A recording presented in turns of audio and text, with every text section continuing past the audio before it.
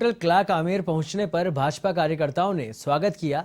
इस दौरान द्रौपदी मुर्मू ने बीजेपी विधायक और सांसदों की बैठक में शिरकत की और बीजेपी सांसद और विधायकों से उन्होंने राष्ट्रपति चुनाव में मत और समर्थन की अपील की। पूर्व मुख्यमंत्री वसुंधरा राजे, नेता प्रतिपक्ष गुलाब चंद कटारिया, केंद्रीय मंत्री गजेंद्र सिंह शेखावत, सतीश पूनिया, अर्जुन राम मेघवाल, बीजेपी संगठन मंत्री चंद्रशेखर भी इस दौरान मौजूद रहे। इससे पहले होटल में ही आदिवासी जनजातीय समाज की ओर से मुर्मू का स्वागत किया गया था। आदिवासी वर्ग की बड़ी संख्या में महिलाएं भी मौजूद रहीं। मुर्मू के स्वागत कार्यक्रम के दौरान आदिवासी वर्ग के लोगों में एक खासा उत्साह देखने को मिला। पूर्व मुख्यमंत्री वसुंधरा राजे ने बैठक के बाद मीडिया से रूबरू होते हुए कहा कि आदिवासी महिला को राष्ट्रपति पद की उम्मीदवार बनाना पार्टी के सिद्धांतों को दर्शाता है। राजे ने कहा कि द्रौपदी मुर्मू ने एकदम नीचे से शुरुआत करते हुए राजनीति के शिखर तक पहुंची हैं।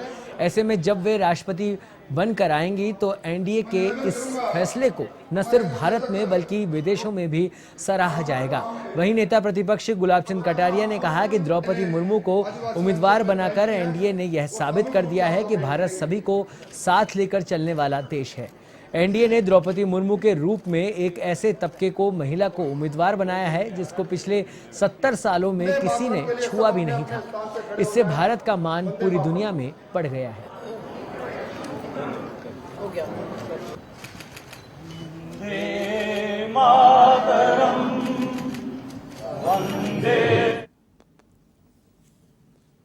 के सामने पेश किया है। मैं समझती हूँ कि बहुत अच्छी तरह से जीतेंगी। ऐसा व्यक्तित्व है जो नीचे से लेके चलते धीरे यहाँ तक पहुँचा है और कई मुसीबतों से निकलने के बाद साहसी महिला के रूप में सबके सामने उभर के आई हैं और मुझे विश्वास है कि जो डिसीजन लिया गया है उस डिसीजन के द्वारा देश के अंदर ही नहीं परंतु भारत के बाहर भी लोग इस निर्णय को अप्रिशिएट करेंगे और अच्छी तरह से जीत के वो आएंगे। कि वो एक राष्ट्रपति की पहली, मैं भी लगभग 40-44 साल से राजनीति में काम कर रहा हूँ। कई राष्ट्रपति के चुनाव मैंने अपने राजनीतिक जीवन में देखे हैं।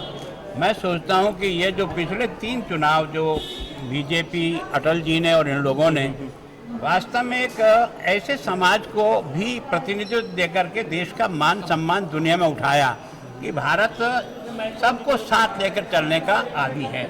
तो ए.के. अब्दुल कलाम आज़ाद का अटल जी ने चयन किया एक समय एक मिसाइल मैन का, जो मान और सम्मान दिया उसकी काबिलियत और उसकी योग्यता का। रामनाथ कोविंद जी को भी एक समाज के ऐसी वर्ग में से ला करके देश का राष्ट्रपति बनाया और जिस प्रकार से उनका कार्यकाल गुजरा वो भी देश के लिए।